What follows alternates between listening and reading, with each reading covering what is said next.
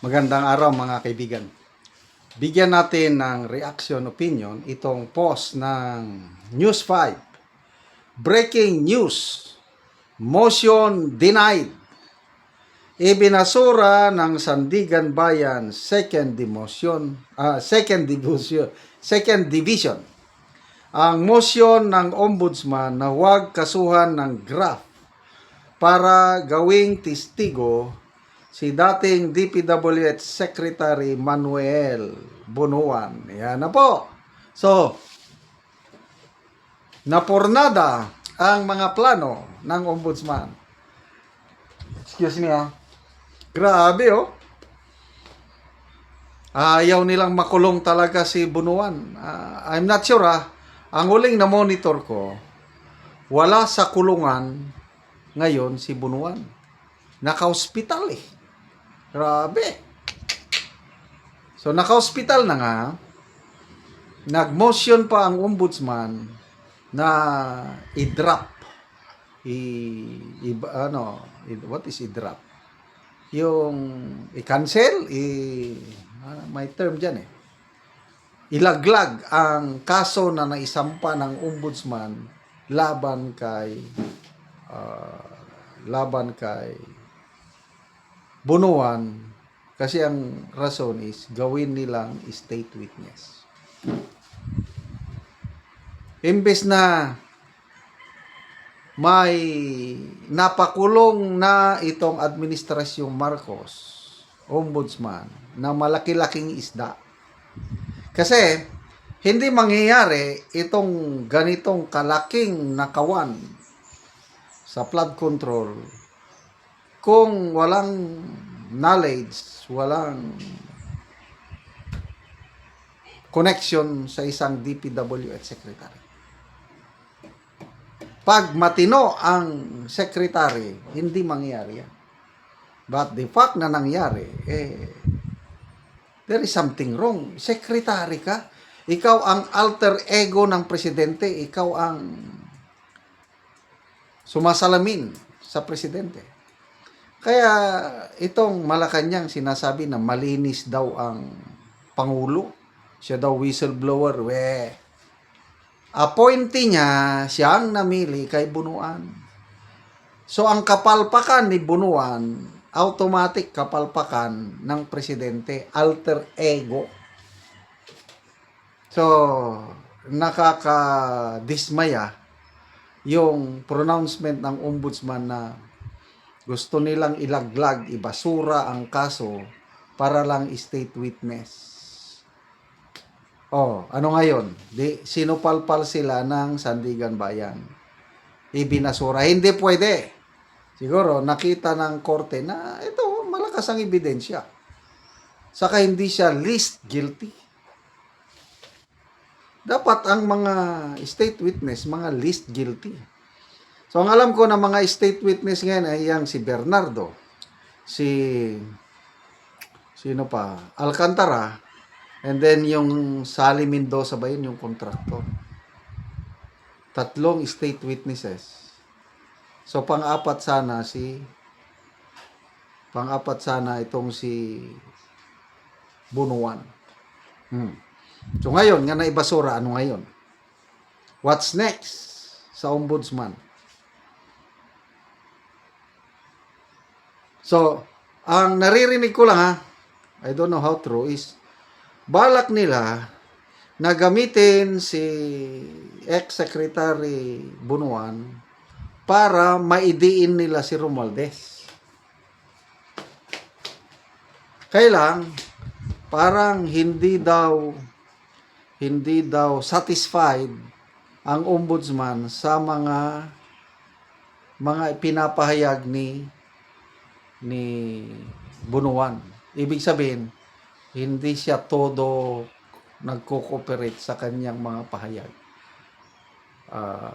Kaya wala ring silbi ang kanyang pagiging state witness kung meron siya pang itinatago.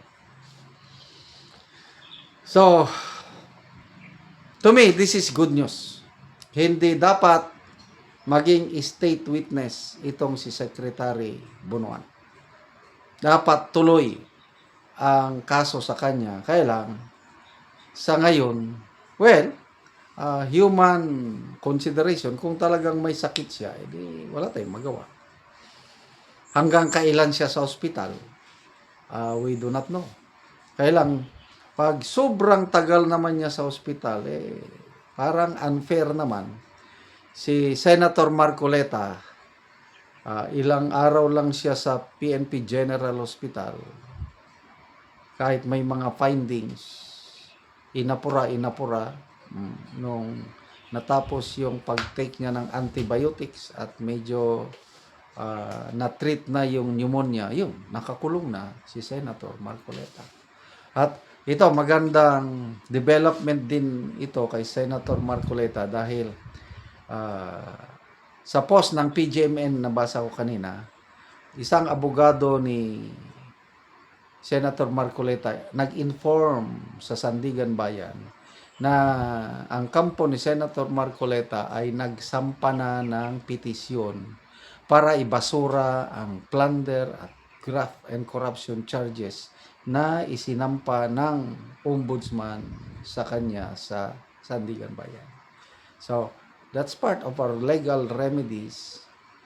Maganda yan, kaya lang I'm not sure kung aksyonan kaagad ito ng Korte Suprema. In fairness, sa Korte Suprema, maasahan pa man natin last bastion of democracy. Kaya lang may mga kaso kung minsan na napakatagal ang aksyon. Example, yung anong tawag mo doon? Yung writ of habeas corpus na sinampa para kay Tatay Digong. Hanggang ngayon, wala silang desisyon. Ano pa, yung kaso ni Senator Bato. Wala pa naman. Yung main case, hanggang ngayon, hindi pa dinidesisyonan ng ano. Ang dinisisyonan lang nila is ayaw nilang mag-issue ng TRO laban sa ICC warrant of arrest. Yun lang. Kailang yung may main contention pa, main decision, now hanggang ngayon, wala pang, hindi pa. Kaya kung minsan mabagal din ang Korte Suprema. But overall, ako, umaasa pa rin ako sa Korte Suprema na last bastion of our democracy. Salamat mga kaibigan sa inyong pagsubaybay sa channel na ito. Nakakatulong kayo ng malaki sa tribong Talanding ng Bukidnon dahil ang income natin sa channel na ito is pantulong sa tribo. Namimigay tayo ng libreng yero at pako para makapagpatayo naman sila ng mas maayos na tirahan. Panoorin nyo ang video na ito. Ang among ginahatagan og yero.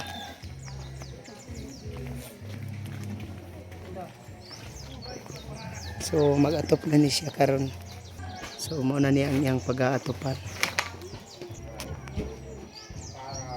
Ano ni ang gipa tukod nga iyang atopan.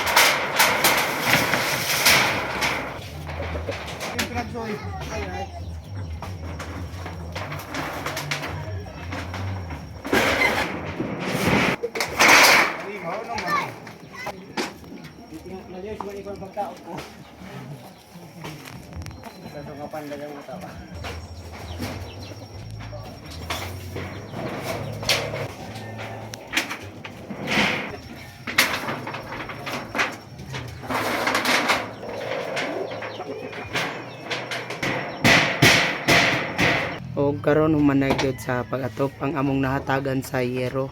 Humana niya og atop iyang balay. Sa Ginoo sa nagtabag sa sin o nagtabag sa sin di palit ko atong atok busot na duro na kayo so salamat kayo sa nagatag sin kay na isda na gid akong atok tanan di na ko muna kay akong sin Napoleon nagbago So salamat kayo. Salamat kayo.